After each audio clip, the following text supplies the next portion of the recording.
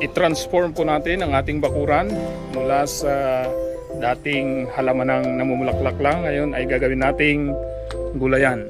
Ayan. Ito na po ang ating kalabasa. Malaki na po. Dito po ito sa may terrace po ng ating bahay. Ayan. At makikita nyo po ay yung mga sitaw natin ay lumalaki na. At dito sa may tabi ng garahe, dating manukan, ito po ay karugtong nito ay ang ating brooding pen noon ay nilinis po natin ngayong araw na ito. Ito po ang isa nating accomplishment.